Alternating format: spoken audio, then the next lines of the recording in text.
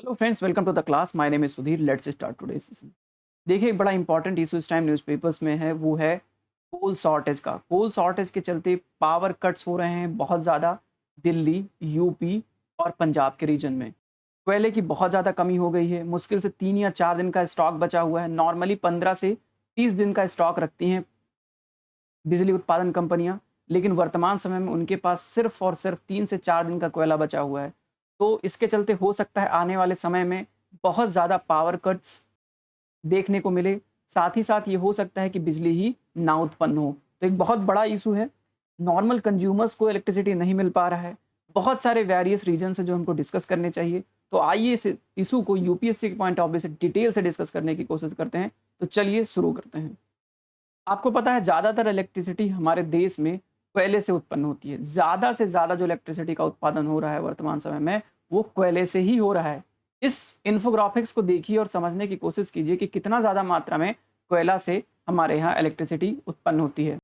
देखिए, तकरीबन 55%, तकरीबन 55%, 55.1% इलेक्ट्रिसिटी उत्पन्न होती है कोल से। यहाँ पे आप देख सकते हैं कोल, गैस, डीजल, हाइड्रो, रियूजेबल और न्यूक्लियर एनर्जी।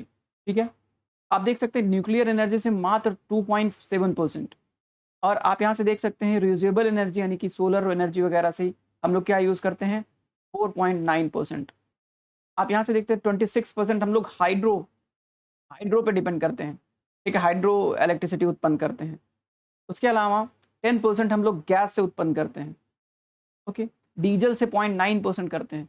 तो ये बहुत ज़्यादा मात्रा में अगर हम लोग देखें तो 55% जो इलेक्ट्रिसिटी उत्पन्न होती है वो कोयले से होती है, थर्मल पावर प्लांट से होती है। ठीक है, अब जब कोयले की सप्लाई रुक जाएगी तो जाहिर सी बात है कि 55% इलेक्ट्रिसिटी उत्पादन रुक जाएगा, और 55% मतलब बहुत बड़ी बात होती है। ठीक है, आपके इस टाइम पंजाब, यूपी और दिल्ली में ये शॉर्टेज बहुत ज़्यादा दिखाई दे रहा है, लेकिन आने वाले समय में और बहुत सारे स्टेट में ये प्रॉब्लम दिखाई देगी। इसके बहुत सारे रीजन हैं जिसको हम लोग डिटेल से डिस्कस करने वाले हैं।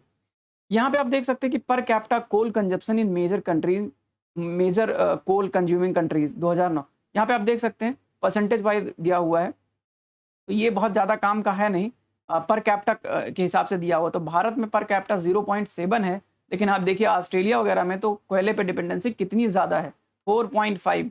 तो मतलब भारत तो कुछ भी नहीं यूज़ कर रहा है। अदर कंट्रीज़ के कंपैरिजन में भारत तो कुछ भी नहीं यूज़ कर रहा है, लेकिन उसके बावजूद भी भारत की डिपेंडेंसी इस पे सबसे ज़्यादा है। एक फैक्ट यहाँ पे देखिए कि मार्च 2006 तक जो टोटल डिपेंडेंसी थी तकरीबन 1,24,000 मेगावाट इससे उत्पन्न होता था। अब 3,73,000 मेगावाट इलेक्ट्रिसिटी उत्पन्न होता है कोयले से। 300 गुना मतलब बढ़ गया। आप देखिए 300 गुना के आसपास बढ़ गया है इलेक्ट्रिसिटी उत्पादन कोयले से पिछले सालों में।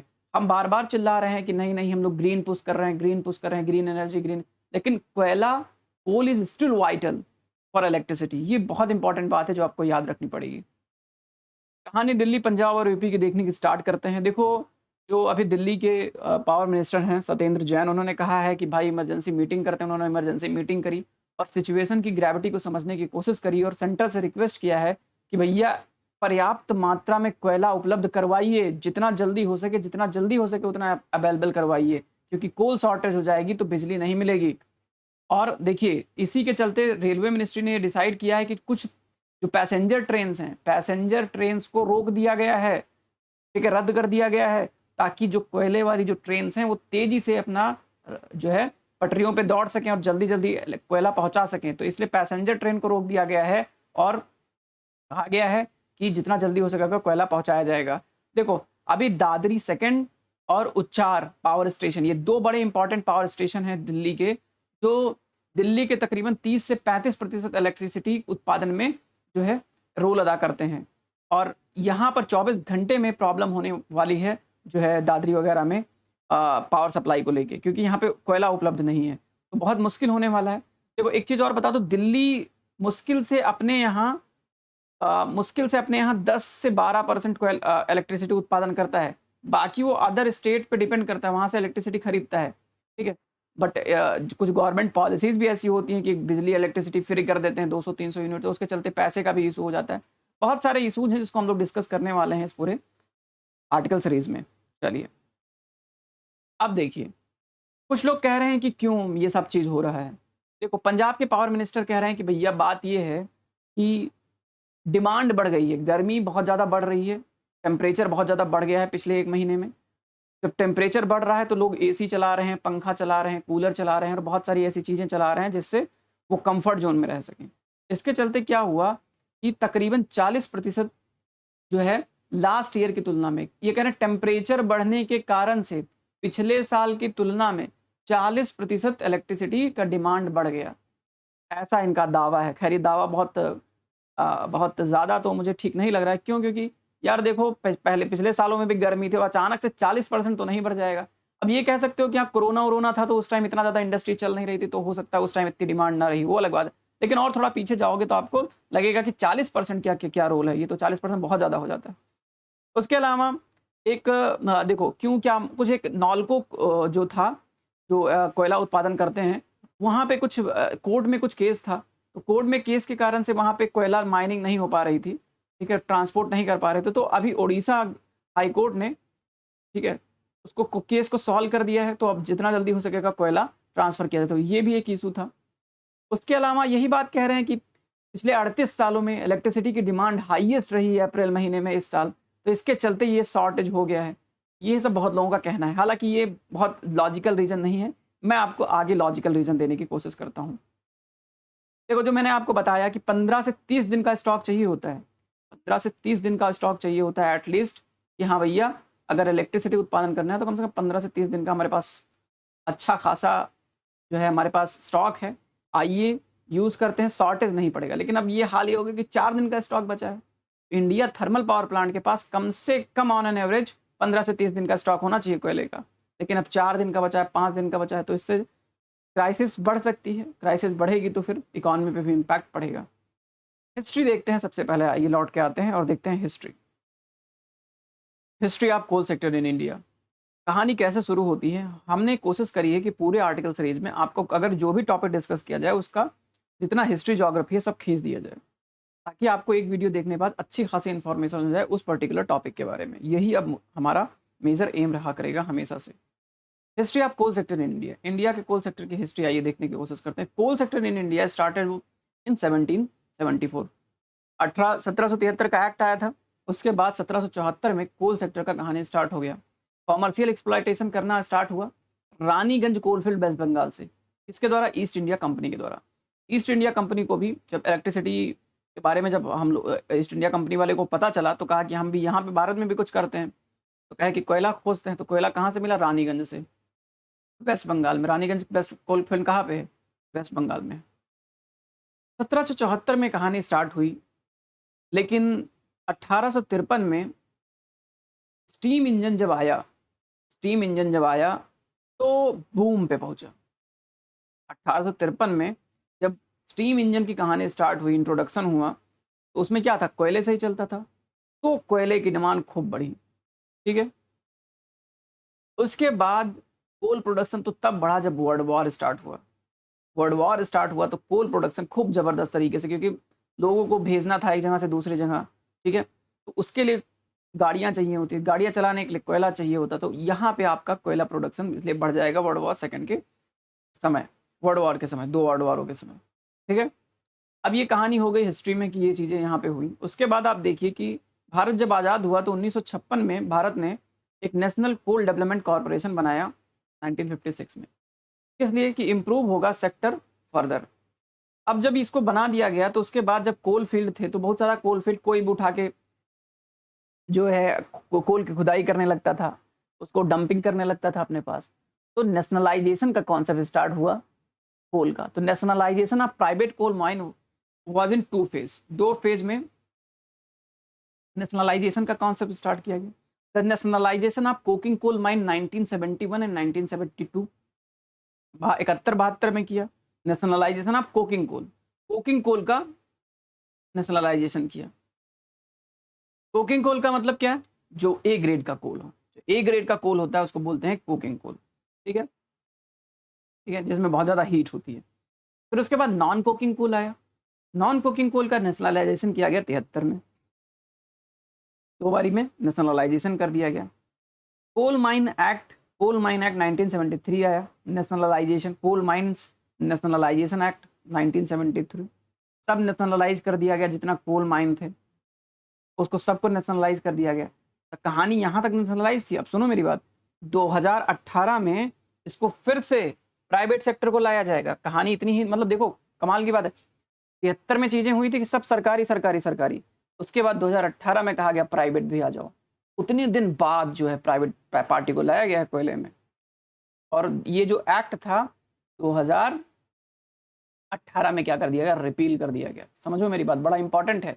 73 में आया था और 2018 में इसको रिपील कर दिया गया। The demand supply mismatch started in 1991।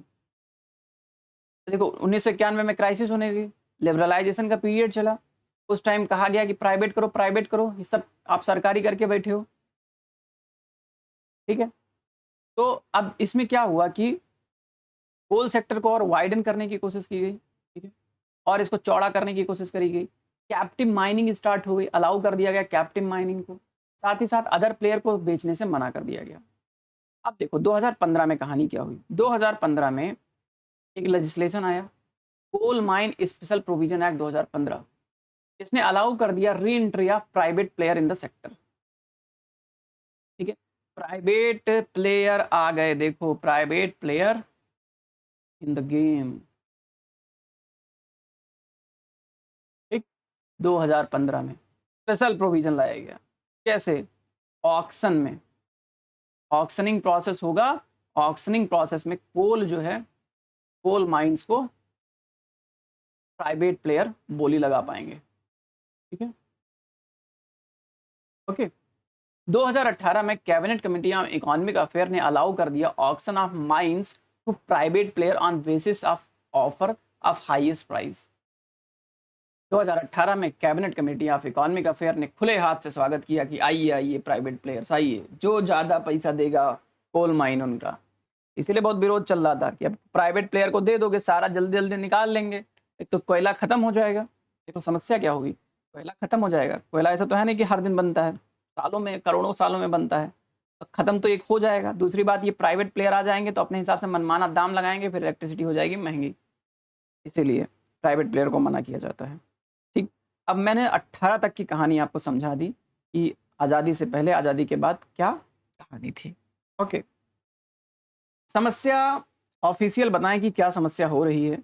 कोल जो इतना क्राइसिस मचा पड़ा है कोल को लेके, इतना ज़बरदस्त क्यों है, इतना इतना ज़्यादा बूम करके क्यों आ रहा है ये सब मैटर इतना ज़्यादा। एक पॉइंट यहाँ पे आप देखिए, हुआ क्या है, इंटरनेशनल जो प्राइस है कोल की वो बढ़ गई है, क्योंकि चाइना में कोयला की कमी हो गई है, ठीक है। तो चाइना में कोयले की कमी होने के कारण से इंटरनेशनल कोल प्राइसेस बढ़ गई हैं। तो जो बाहर से हम लोग कोयला इंपोर्ट करवाते थे वो कोयला हो गया महंगा, एक रीज़न ये। दूसरी रीज़न, बहुत ज़्यादा क्लाइमेट चेंज के कारण से बहुत ज़्यादा बारिश हो रही थी। उसके अलावा जब जब उसके चलते क्या हुआ कि जो कोल बेयरिंग एरियाज़ थे वो उनको बंद करना पड़ा। क्यों? क्योंकि बहुत ज़्यादा बारिश हो रही थी, तो इसके चलते आप माइनिंग कर नहीं सकते थे। ये एक बहुत बड़ा रीज़न फैक्टर हुआ कोयले के सप्लाई को कम करवाने में। उसके अलावा कोरोना कोरोना कोरोना एक बहुत बड़ा रीज़न हुआ कि क्योंकि लोग अपने अपने घर भाग गए, तो प्रोडक्शन माइनिंग कौन करेगा। माइनिंग कम हो गई, डिमांड भी कम हो गई, तो कंपनियों ने माइनिंग भी करवाना कम कर दिया। जब डिमांड भी कम हो गई तो कंपनियों ने माइनिंग करवाना जब कम किया, तो जाहिर सी बात है कि कोयला का प्रोडक्शन कम हो गया। साथ ही साथ इधर उधर वॉर चलते रहते थे। वॉर के चलते क्या था कि ट्रांसपोर्ट कर पाना कोयले का बड़ा मुश्किल हो पा रहा था, ठीक है। अदर मेथड ऑफ क्या, अदर मेथड जो थे कोयले को कोयला का विकल्प जो था, सपोज करो कि ऑयल विकल्प था, ऑयल भी महंगा हो रहा था, ठीक है। और ऑयल महंगा होगा तो जाहिर सी बात है कि ऑयल खरीद नहीं पाएंगे, तो हम फिर से कोयले पे डिपेंड है। तो ये सब रीजंस थे जिसके चलते जो है ये कोयला जो है नहीं आ पाया। अब बात कर लेते हैं coal reserve in India. India में की कोल रिजर्व की बात कर, टॉप 5 स्टेट्स हैं टोटल कोल रिजर्व के हिसाब से। अब बढ़ते हुए घटते हुए क्रम में देखते हैं, सबसे ज़्यादा झारखंड में है, फिर ओडिशा में है, फिर छत्तीसगढ़ में है, फिर वेस्ट बंगाल में और फिर मध्य प्रदेश में है, ठीक है। अच्छे क्वालिटी के जो कोल हैं वो भारत में 27 मेजर कोल फील्ड्स हैं, mainly eastern and southern part में कन्फाइंड है। जो ओल्डर गोल्डवाना फाउंडेशन है पेनिनसुलर इंडिया का, वहाँ पर भी कोल रिजर्व पाए जाते हैं। लिग्नाइट रिजर्व तकरीबन 36 बिलियन टन है भारत में, तकरीबन 90% जो है साउथ स्टेट तमिलनाडु में है। जो है इग्नाइट कोल। बिटुमिनस भी काफ़ी मात्रा में है। एंथ्रेसाइट कोल कहाँ पे पाया जाता है, आप मुझे कमेंट सेक्शन में बताइए। एंथ्रेसाइट कोल भारत में कहाँ पाया जाता है, ठीक है। जम्मू कश्मीर में किस प्रकार का कोल पाया जाता है, वो चीज़ आप बताइए, ठीक है। ये थोड़ा आपका भी होमवर्क होना चाहिए ना, आपका भी टेस्टिंग ट्रायल टेस्ट होते रहना चाहिए ना, ताकि आपको भी पता चलते रहे कि हाँ क्या पढ़ना है क्या नहीं पढ़ना है ना। और नीचे कमेंट सेक्शन में बताओगे आप, तभी तो मुझे पता चलेगा, है ना। तो ये एक चीज़ थी कोयले के बारे में डिस्कशन जो मुझे करना था। वर्तमान गवर्नमेंट क्या काम कर रही है कोयले को लेके, बहुत सारा डिस्कशन चल रहा है। कहे हैं कि ट्रेन बंद कर दो, तो ट्रेन बंद कर, प्राइवेट पैसेंजर ट्रेन बंद कर देते हैं, कोयले का शिपमेंट तेज करते हैं, तो शिपमेंट तेज कर देते हैं, इंक्रीज कर देते हैं डेली शिपमेंट ऑफ कोल, ठीक है। उसके अलावा बहुत सारा चीज़ करने की कोशिश है, ब्लेंडिंग करने की, इम्पोर्टेड कोल को जो है, जो नॉर्मल अपने यहाँ कोल पाया जा रहा है उसके साथ ब्लेंड करने की बात करी जा रही है कि भैया 10% ब्लेंडेशन कर दो, सॉरी 1 मिनट, 10% ब्लेंड कर दो इम्पोर्टेड कोल का नॉर्मल कोल के साथ, तो उससे हो सकता है कि पावर बढ़ जाए, जनरेशन अच्छी हो जाए, क्योंकि ख़राब क्वालिटी का कोल यूज़ करते हो तो ज़्यादा अच्छे से नहीं होता है, ठीक है। इम्पोर्ट ज़्यादा कर रही है गवर्नमेंट अदर कंट्रीज़ से। उसके अलावा कहा जा रहा है कि देखो पावर का, जो इलेक्ट्रिसिटी का जो पैसा है उसको बढ़ा दो। जब अमाउंट बढ़ा दोगे तो आपके पास ज़्यादा, कंपनियों के पास ज़्यादा पैसा आएगा, तो वो बाहर से खरीद पाएंगे हाई रेट पे। तो ये भी एक लॉजिक दिया जा रहा है, जो कि जनता पे अननेसेसरी का बर्डन पड़ जाएगा। ये बहुत खतरनाक स्टेप है, हो सकता है। तो यही सब कुछ करने की गवर्नमेंट कोशिश कर रही है। बाकी कोल के बारे में जितना मुझे बताना था मैंने आपको बता दिया। आई होप कि ये चीज़ें आपको बेनिफिट पहुंचा रही होंगी। हाँ, अब लास्ट में मैंने आपको पहले बताया हिस्ट्री एंड कल्चर की क्लासेस अगर आपको देखनी है तो अनअकैडमी पर अभिषेक श्रीवास्तव सर की क्लासेस देख सकते हैं। नीचे स्क्रॉलिंग चल रही होगी, लाइन चल रही होगी, उससे आप देख सकते हैं कि अनअकैडमी पर अभिषेक श्रीवास्तव सर की क्लासेस देख सकते हैं। मुझे कमेंट सेक्शन में बता सकते हैं कि आपको कोर्सेज चाहिए या आपने कोर्सेज परचेज़ किया है, तो जो भी एक्स्ट्रा डिस्काउंट होते हैं हम लोग आपको प्रोवाइड करवा देते हैं। तो ये सब चीज़ है। बाकी स्टे कनेक्टेड विद अस, बताते रहिए किन किन टॉपिक्स पे आपको चाहिए चीज़ें, आप बता भी सकते हैं, हम कोशिश करेंगे कि उन पर चर्चा भी किया जाए। Thank you so much for watching, have a nice day.